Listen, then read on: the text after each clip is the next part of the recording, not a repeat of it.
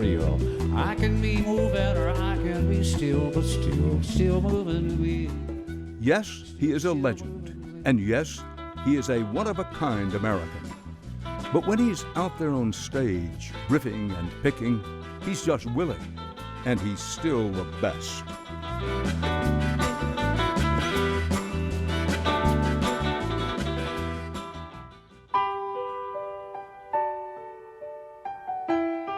Willie Nelson's life is much like one of his great country music songs. Lots of tall tales with a fair share of heartbreak. Born during the Depression, Willie was raised on a farm by his grandparents in Abbott, Texas. He and his older sister, Bobby, came from humble beginnings, but their grandparents provided a loving environment, encouraging music, family, and faith. On the road again. Willie had a wanderlust spirit, in search of work and adventure, sometimes as a disc jockey or a musician, even selling encyclopedias door to door. But it was music that had always protected him and eventually would provide for him. Willie got his first taste of success in Nashville selling songs. Crazy, I'm crazy for feeling. The most famous acquisition being the one Patsy Cline bought in 1961. It was called Crazy, and it became an enormous hit. Crazy for feeling so. Well, hello there. It's been a long, long time. Throughout the 60s, Willie was part of the Nashville country machine, writing songs and trying to make it as an artist in his own right. A strikingly clean-cut Willie tells the story of the kind of country music that was selling at the time. But Willie never did fit into the Nashville scene, and soon he was off to Austin. Shotgun Willie sits around in his underwear. It was there, in 1969, surrounded by a group of like-minded individuals, that his inner rebel would shine through, and a new kind of country music was born. Whiskey River, take my mind. It was called outlaw country, and Willie was a founding father. Here was the new Willie on full display during the pilot taping of Austin City Limits in 1974. All I got, take care of me. And when we kissed, his 1975 concept album, Red-Headed Stranger, would be a critical and commercial success, with songs like Blue Eyes Crying in the Rain. Blue eyes crying in the rain. Pancho met his match, you know. And the hits just kept on coming. All told, Willie has scored more than 60 top 40 country hits. But you were always on my mind. Classics like You Were Always on My Mind. You were always on my mind. He has won 7 Grammy Awards and received the Grammy Living Legend Award in 1990. Ladies and gentlemen, Willie Nelson. He was inducted in the Country Music Hall of Fame in 1993 and the Songwriters Hall of Fame in 2001. Willie Nelson has been a performer his entire life. Through the years, he's had some health problems, but at the age of 82, he shows no signs of slowing down. Night after night, he emerges from his trademark bus, nicknamed the Honeysuckle Rose, with family in tow. His trusty guitar, Trigger, waits for him on stage. And the rest of us look forward to hearing those great songs one more time from the master himself. We spent time in a place where he is arguably most comfortable, over the kitchen table on his tour bus. Well, Willie, it's good to see you again. You too, Dad. How the hell are you? Well, I'm doing pretty good. Yeah, no complaints. Well, I've been worried about your health. I read by the papers you had this surgery, this operation. Yeah, but that helped a lot. I highly recommend it to people who've had the same problems that I had, because I'm better now. Well, what were the problems? My lungs were all screwed up from 100 years of smoking, and I had pneumonia 4 or 5 times. So then I heard about this treatment, stem cell surgery, and a relative of mine here in Austin had it done and was bragging on it. So I said, why not? So had it done, and it seems to be helping a lot. How and why did you become a musician? Well, I've always loved music, and I grew up with, my sister Bobby played piano, and so I started sitting on the piano stool with her while she was playing. And at the same time, my granddad gave me an old harmony guitar, so I started trying to play what she was playing.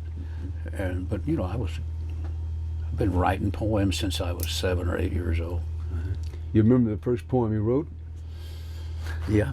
What are you looking at me for? I ain't got nothing to say. If you don't like the looks of me, just look the other way. Well, not bad for that age. Not bad for a 6-year-old. Oh, no, not bad at all. Well, let's talk about your writing. What are you writing today? I'm talking about music. I've got several different things started. One of them is delete and fast forward. Like the title. Yeah, you see, delete and fast forward, my friend. The wars are all over and nobody wins. But don't feel too bad about it. You'll just go crazy again. Just delete and fast forward, my friend. Like it. Good. Not too far from the poetry you wrote earlier on. And there's a few more. There goes that happy ending. That's the new one I'm working on. Well, what have you learned as you've gone along? You've traveled a lot of roads, crossed a lot of rivers, been in a lot of trouble. What have you learned? I've learned that we're all pretty much alike. That no matter where you live or what you look like, what color you are, what country you're from, we're all pretty much the same. And what makes me and you laugh or cry, chances are it'll make everyone else laugh or cry, because we all have basically the same emotions. I've traveled around singing in other places, in London and France and different places, and it's all the same. People are the same all over the world. They like music. That they do. On an international basis, you may know the answer to this, but even if you have to guess, on an international basis, what's the most popular of your songs? Gosh, I don't know, probably Patsy Cline doing Crazy, Tell me about writing Crazy, by the way. Did you just write it on the back of your sleeve or on a napkin? Or? The original title was Stupid. Well, I can relate to that. I decided Crazy was more euphonious. Did that make a lot of money for you? May seem a stupid question, but... Crazy? Yeah, it still does. Patsy Cline's record of that is the best jukebox sale ever. So, naturally, that, it picked up a couple of bucks. And I'm crazy for loving you. Coming up next, more from my interview with Willie Nelson. So stay here with us.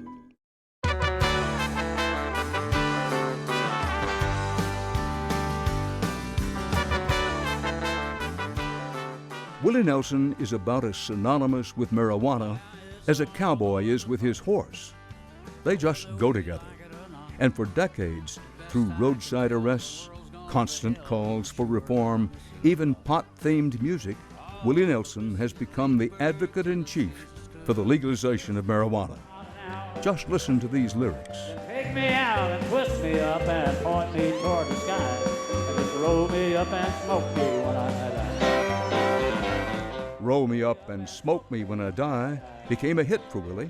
And then there was this duo with Merle Haggard called It's All Going to Pot. Well, it's all going to pot, whether we like it or not.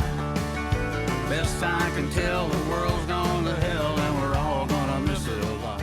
It's hard to believe the world has caught up to Willie, but legally growing weed is a growing trend now across the country. We need you to help us right now. And there's another cause close to Willie's heart that is also showing results. That is the plight of the American farmer and the family farm. Road again. I just can't wait to get on the road again. In 1985, Willie Nelson started a benefit concert called Farm Aid. The first concert was at University of Illinois Memorial Stadium in front of a crowd of 80,000 people. Praise the Lord, I saw the light. 30 years later, Farm Aid has become an annual event. And beyond the music, Willie and his organization are credited with raising awareness of locally grown and organic food that is all the fashion today. When we decided to do the first Farm Aid, first person I called was Neil Young. I asked him if he wanted to come play it. Sure. John Mellencamp. Sure. Everybody that I asked, sure. Musicians know more about what's going on out there than anybody else. They realized the farmers were in trouble. For thousands of musicians and pickers over 30 years have played Farm Aid.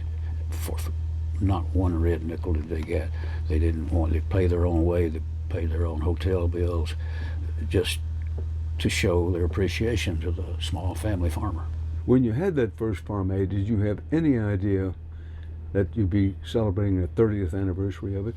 No, I thought that, there was a whole lot of people came out for that first one, which showed a lot of interest, so I felt like all those smart guys in Washington could see what the public wants, and they would do something about it.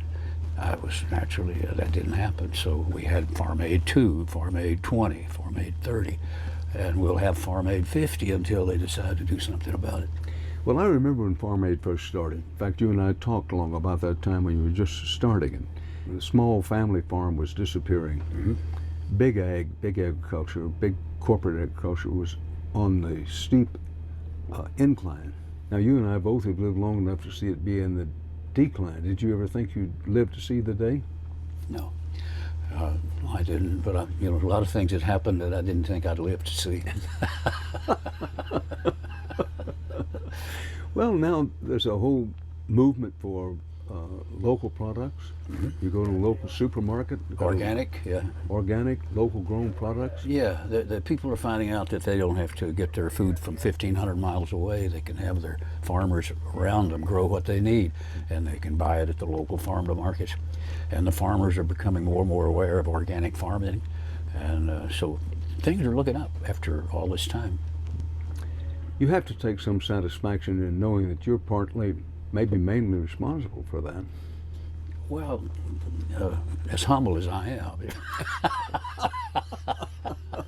Well, remember, you're talking to a guy from television where humility is unknown. True, I forgot it. Well, now, looking at the span of the 30-year period, you started Farm Aid, family farms were shrinking, big ag was on the steep incline. Now, it's better for farmers now than it was before. But now we're entering the new marijuana age. Mm-hmm. Do you or do you not have any concern that we're going to have the corporatization of the marijuana business? Oh, it'll happen, of course. It's already happening. There's already big companies, in a few states that are already promoting their own product. And that's cool, as long as they, I would hate to see them start growing marijuana and putting a lot of pesticides and chemicals on it so they can grow more and more and more and make more and more money. They probably will do that. Well, if you're a mother and father, say 45, 50 years old at home, and you're saying to yourself, how do you answer the argument, well, this is a dangerous thing because marijuana is a gateway drug to a lot of harder stuff? I think that's just a lot of people who don't know what they're talking about. They've heard that somewhere, so they repeat it, but it's not true.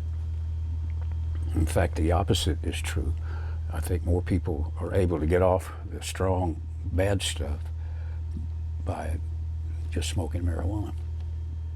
Well, I haven't asked you about you've got your own brand of marijuana now. Willie's Reserve. Willie's Reserve. Yeah. Well, tell me about Willie's Reserve. Well, we comes out I think in March when we'll be rolling, but we are trying to grow the best, different strains of this, that, whatever. There's you know, a lot of different kinds, strengths of pot. So we want to try to regulate it, make it all worthwhile and in someone's budget where they can afford it. Well, as I understand it, correct me if I'm wrong, another thing is you want the brand to stand for this is quality stuff. This is Pesticides yes. are not in it. It's not overusing water resources. There's a bunch of gals up in Colorado that started, you know, that are running Willie's Reserve. We call them the high women. But it's like women's growers, I think is their legal name, but they're doing great work. And I visited a facility up there where it was bigger than a football field, where it showed marijuana being grown from the seed, and it was quite amazing to watch all that, to see how it progressed over it. And they're showing the ways to grow it, and I think Colorado probably has realized that there's a lot of money there, and a lot of other states are looking at the bottom line. So You're talking about the tax money that comes from it. yeah, I mean, you know, those guys have got to see that. They got to see what Colorado is doing and how much taxes that's bringing into them. Willie, why lend your name to this? I mean, you don't need the money, so why are you doing it? Oh, prove a point, I think. So, you know, I felt like that if you really believe in something, you know, why not promote it? All my friends and tell her there's a party, come on by. Just roll me up and smoke me when I die. Roll me up and smoke me when I die. And if anyone don't like it, just look right in the eye. I didn't come here and I ain't leaving, so don't sit around and cry. Just roll me up and smoke me when I die. Along the coach roads I did ride. Willie Nelson has always been ready and willing to collaborate with artists from all genres. And when I reach the other side, Johnny Cash, Ray Charles, If we call the whole thing off. Cyndi Lauper, To all the girls we've loved before. Julio Iglesias, and Snoop Dogg. Trying to do more than I can. I got a little out of hand. I ain't Superman. His family, his beloved sister, and his children are constant companions on stage. Ladies and gentlemen, please welcome tonight's honoree, Mr. Willie Nelson. And this particular night would be no different when he was recently awarded the Gershwin Prize in Washington, D.C. Willie is the first country music artist to be given this Lifetime Achievement Award from the Library of Congress. The Gershwin Award is one of the greatest things that's happened to me in my life, and you know, a lot of things happened in 82 years, but this is one of the best for sure. Summertime. Inspired by this honor, he is releasing a new album called Summertime, in which he delivers his unique rendition of 11 Gershwin classics. Your daddy's rich, and your mama's good looking.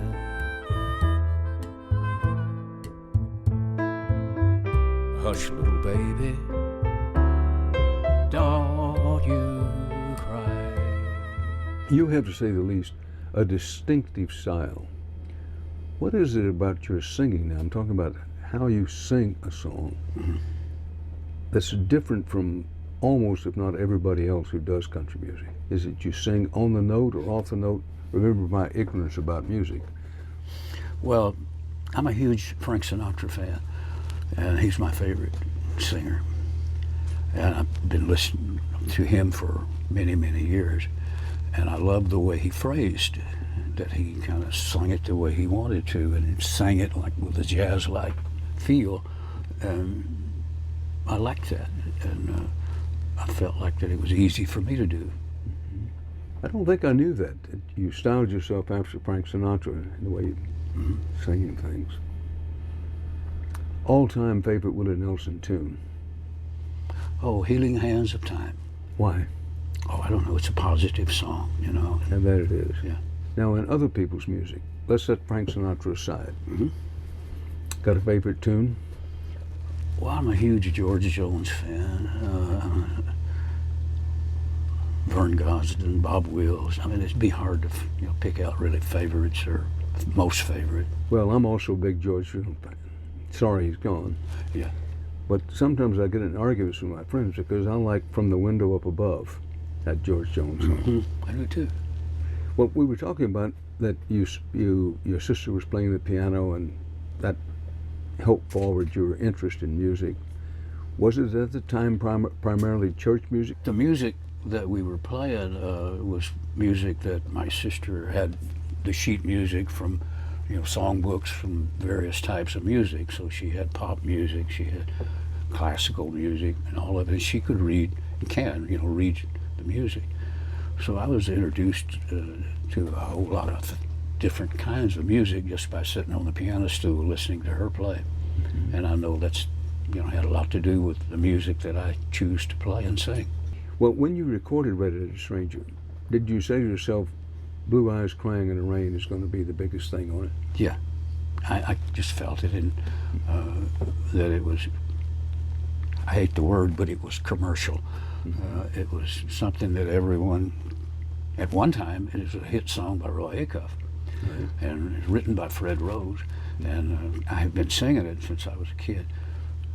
So I was really glad to see it do well, but I always felt it did, and I got a real good cut on it. Did it in the studio there in Garland in Dallas. Mm-hmm. The whole album cost, I don't know, a couple of $1,000 probably. Right. Well, it made a hell of a lot more money than that. Well, it did. Would you agree that it put you at a whole new level? Well, I guess so, because once you sell a lot of records, well, then there's more people know who you are, and it opened up some doors. I felt like if they bought this one, maybe they'll buy this one. And I did other concept albums.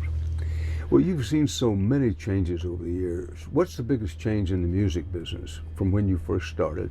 You were writing songs when you first started. Well, I think the amount of fans now that are out there, not just for me, but for country music, is incredible. From 10 times larger than it was 10 years ago. More people are getting into it because they like it. It's simple. It's held to, like Arlen Howard says, 3 chords and the truth. So I think that sort of resonates. I never heard that 3 chords and the truth. Yeah. Well, Willie, your own family is musical, to say the least. Let's talk about the kids and how they're doing. Well, yeah. All the kids most of them are working tonight on the show, Right. I just heard Paula, my daughter, is DJing now on XM. She's doing a good job. And they're broadcasting tonight live all the stuff that we're doing. And my Amy has a little group called Folk Uke, and they'll be singing tonight. And my boys, Lucas and Micah, have bands, and they're all performing tonight. So, it doesn't get much better than that. Well, the boys, for example, when they were going into music, did you say to yourself, on one hand, I'm proud they want to do it. On the other hand, they're always going to have trouble measuring up to the old man. Did you have that kind of discussion with yourself? Well, I thought about it. I thought about it as, I thought about Hank Williams Jr., how he's done very well, but he realized, too, that he had a hill to climb, being the son of Hank Williams. And I think my boys have done pretty well, and they're all talented in their own way. Micah's a great artist, musician, plays every instrument there is, and Luke's a fantastic singer, writer. Folk Uke's a funny group, and they sing and write good. So I don't know, I'm proud of my kids. Well, now, man to man, is Luke a better guitar picker than you are? Yes. Yeah, he can play circles around me. Of course, I get by with my little 3 chords and the truth, Living in the promised land, our dreams are made of steel. The prayer of every man is to know how freedom feels. Still ahead, more with country music legend Willie Nelson. So stay here with us.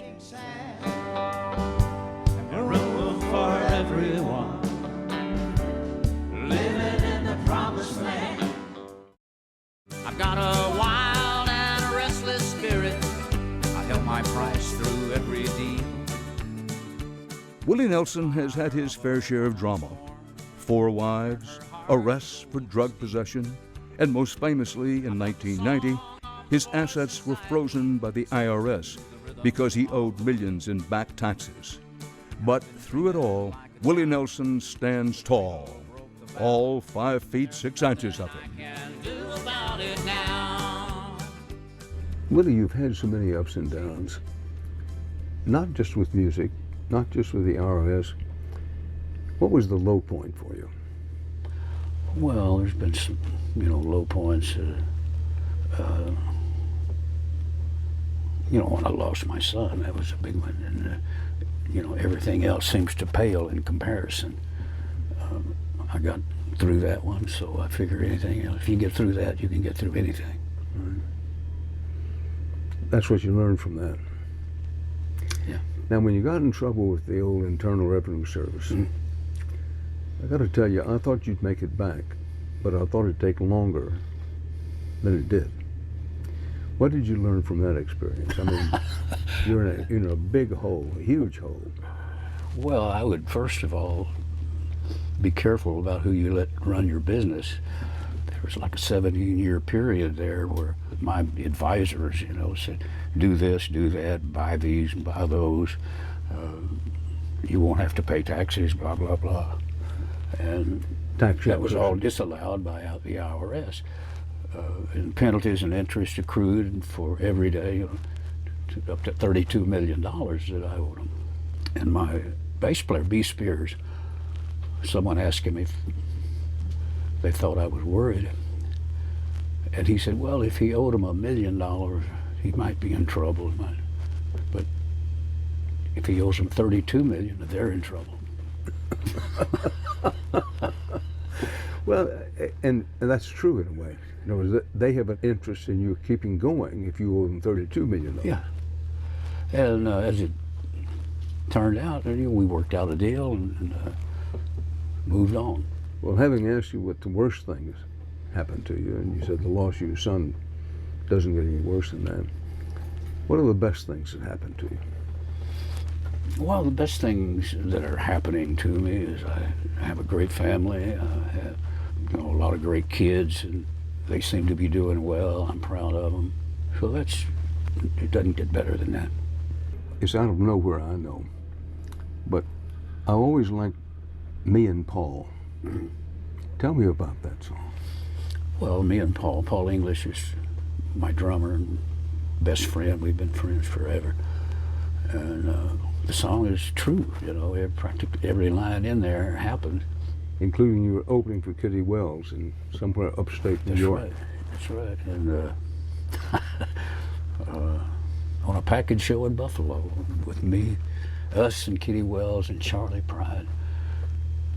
The show was long and we were just sitting there. Anyway, we had some fun back there with Kitty Wells and Paul. And I'm not exactly sure. We were both drunk, so it's hard to remember what all we did, but it wasn't it wasn't anything we're proud of. Right. This may strike as coming out of left field, but I wrote myself a note here to ask about posture. You have terrific posture. Really? Absolutely. You must know that. Almost everybody that interviews you, including me, remarks on what good posture you have. Why do you think that is? I don't know. A lot of us, as we begin to age, tend to walk a little stooped over, but you don't. Well, I believe if you don't use it, you lose it, so I try to do something every day to exercise. I think diet and exercise is very important. Well, what do you like to do when you're not playing? What other activities? You fish, you hunt? I love to ride horses, and I like to swim, and I like to ride a bicycle. I like to, I don't know, I'm pretty physical, I like to do athletic stuff. I do martial arts. All of that keeps you busy, and I think it's good for your head. Well, gotta tell you, I was surprised to see how deeply you've gotten into martial arts. How and why did that happen? Well, a long time ago, when I first went to Nashville, I got into Kung Fu. But all my life I've been interested in it. You know, you used to get these comic books where they'd have jiu-jitsu in there, you know. And I'd have to have a book, judo and jiu-jitsu and all those things. Boxing, I was always thought I was a boxer. So, you know, and I got into taekwondo and got a couple of degrees in that. And I feel like that's good for you. By the way, when I asked you about your activities, I noticed you didn't mention poker. Well, poker is a serious game. You don't consider that an activity of No, that's business. Well, now, I'm not telling you anything you don't already know. You have a reputation for sometimes getting people high, here on the bus or otherwise, and then getting them into the poker game and taking their money. I'm giving you a chance to deny that. I can confirm it. We have a game over in Hawaii, over in Maui, and we have a little club back there called Django's, and we play poker in there all the time. And you know, a lot of growers over there grow marijuana, and they'll bring over a couple of ounces or a pound of marijuana to sell it to me, and then sit down and play poker and let me try to win the money back. And you do most And of sometimes I do, yeah. Well, there's this story about Woody Harrelson, good guy you know well. The story goes that you got to smoking pretty expensive stuff with Woody. Then he got in the poker game, and he got $40,000 behind, and you wouldn't let him leave the bus until he coughed up the $40,000. Well, that's not altogether true. It's a good story, though. And I think Toby Keith had a version of that. Oh, did he? Yeah. Have you ever heard Toby Keith's record of I'll Never Smoke Weed with Willie Again? Well, that's what brought it to mind. Oh, exactly. You'd never smoke weed with Willie again. And the supposition was because Willie got him to smoke dope and then took his money on the poker table. I'm not responsible. Well, what makes a good poker player? Well, I don't know. I wish I knew, you know, because I play a lot of poker and I win and I lose, I win and I lose. I think it's real important to say check a lot. The nightlife ain't no good life, but it's my life.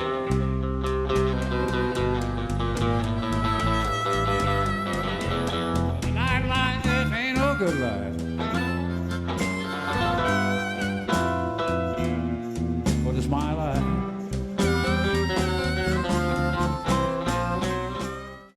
Maybe, arguably the best writer of country music there's ever been. As a person, who are you?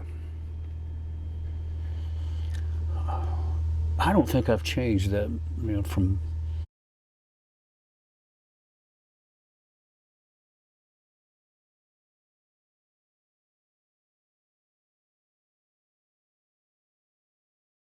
can you send me a guitar? And he said, well, I got this old we're proud of. Right. This may strike.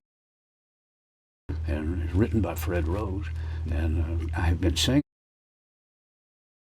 local farm.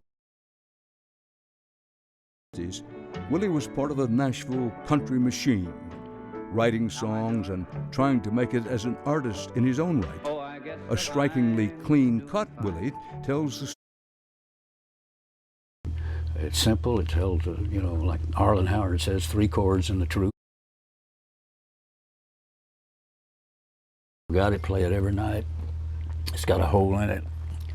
I had to. Know how freedom feels. Sinatra, the way you singing things. All-time favorite Willie Nelson tune? Oh, Healing Hands of Time. On the other hand, they're always going to have trouble measuring up to the old man. Did you have that kind of discussion with yourself? Well, you know, I thought about it. You know, I thought about it as, you know, I thought about it. You don't consider that an activity of No, that's business. Well, now, I'm not telling you anything you don't already know. You have a reputation for sometimes getting people was you have the memoir, you've written several memoirs. Pound of marijuana to sell it to me, and then sit down and play poker and let me try to win the money back. And you do most And of the sometimes I do, yeah. Well, there's this story about Woody Harrelson, good guy you know well. Leave the bus into a version of that. Oh, did he? Have you ever heard Toby Keith's record of I'll Never Smoke Weed with Willie Again? Well, that's what brought it to mind. Oh, yeah. Exactly. You'd never smoke weed with Willie again. And well, what makes a good poker player? Oh, I don't know. I'd like a lot.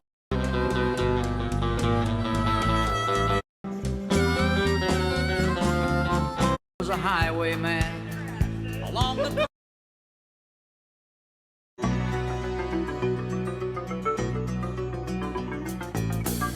I was a highwayman along the coach roads I did ride. Well, I'm just looking over a list, Willie, of what you've done this year. I can't possibly read each and everything, but one of the things was you have the memoir. You've written several memoirs. It's a long story, my life. Mm-hmm. What's the best story in it? Oh, I don't know about that. You know, it starts out with me and Abbott growing up there and all the things that I got into there, bumblebee fighting on Sundays and all those fun things. You played the Grammy Legacy concert and had the television salute to Stevie Wonder.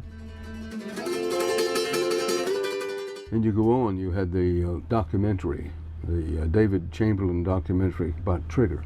I kind of remember the interview, but Trigger is another story. You know. Well, let's tell that story. Trigger being your guitar, of course. Yeah. I named it after a Roy Rogers horse, Trigger. But I'd had a lot of guitars through the years, and my favorite guitar player has and always been Django Reinhardt. And I was looking for a guitar that had a tone similar to Django. I called my friend Shot Jackson in Nashville and said, can you send me a guitar? And he said, well, I got this old Martin up here. I said, well, is it any good? And he said, well, all Martins are good. And I said, well, how much is it? He said, $750. And I had just paid $750 for a roping horse that day. So I said, well, I guess if I can do that for a horse, I can. So still got it, play it every night. It's got a hole in it. I had to reinforce the insides several times to keep it from falling in, but the tone is still there. To keep it from falling in, not unlike the doctor operating on you, to keep you from falling in. Yeah, I gave it a stem cell operation. Well, any chances of retiring, Trigger? No. Not as long as I'm playing, when I get through playing, Trigger will go somewhere and rest. Well, do you figure you can outlast Trigger? I figure we'll wear out about the same time. Good. Well, I'm going on down the year. What a year you've had. Also on the list, the 75th birthday anniversary for John Lennon. Mm-hmm. Tell me about that. Well, there's a whole lot of great artists there. Steven Tyler and myself. And I did the song Imagine. Imagine there's no heaven. Which is, one of my favorite Lennon songs. Just has a lot to say, Imagine all the people living for today. I've loved that song forever, and when they asked me to do the birthday show with her, I said, sure. And then they asked me to do that song, so I was honored and glad to do it. Mm-hmm. Well, in playing so many places, Las Vegas, let's talk about Vegas. Do you like to play Vegas? Yeah, I enjoy Vegas. Played it, several years, all the way back to Benny Binion and the Horseshoe. Mm-hmm. And played with Steve Wynn over in his place there. I don't know, I had a lot of fun playing Vegas. Well, the reason I ask is that Willie Nelson, in some ways, is the antithesis of everything Vegas stands for. Vegas is glitter, glitz, high rollers. Willie Nelson is authentic, integrity, what he's all about. I've always found it kind of interesting you played Vegas, and I thought, well, what is he thinking when he's up there?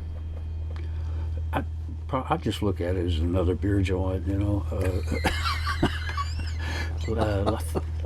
Frank Sinatra and I played there, and it was fun to have Frank on the show. The bad part was that he played first, so he opened for me, and I didn't like that at all. I should have been opening for him. There was a lot of pressure there to follow Frank Sinatra. Well, keep in mind, this is the 100th anniversary of Frank Sinatra's birthday. I saw that. Got a lot of attention. But you were around him, you played with him. Mm-hmm. Tell me about Sinatra. Great singer, everybody knows that. But he and I got along fine. We were good friends. Made a couple of records together. Always liked him, and always will. He's my favorite singer. Drink with him? We had a couple of drinks. Chase girls with him? No, I didn't do that. But I remember the last time I saw him, he invited me to come by his house, and for some reason I had to go and I couldn't do it. But I've always regretted the fact that I didn't get to go. I know you don't like to talk about yourself, but beyond the music, beyond being a superstar, beyond being maybe arguably the best writer of country music there's ever been, as a person, who are you? I don't think I've changed that, from over the years. I feel like, I'm another singer, another guitar player. I know there's a lot better guitar players and a lot better singers. I think songwriting, I can hold my own pretty much, but I think I know my limitations. I know Django Reinhardt is a guitar player. I know Sinatra is a singer. Ray Price, another incredible voice. My favorite country singer is Ray Price. Do you think you're in the last phase of your life, or do you think of it that way at all? I thought I was in the last phases 20 years ago. Well, a lot of us did. Yeah. It was, touch and go there for a while, but, I'm 82. I feel pretty good. Hopefully we'll do a good show tonight and have a good New Year's, and overall I think I'm doing pretty good. Willie, thank you so much. You're welcome. Really appreciate it. Anytime. Great. Anytime. Appreciate you giving the time, and it's always a pleasure to talk to you. Anytime. Let's do it again. And that's the big interview.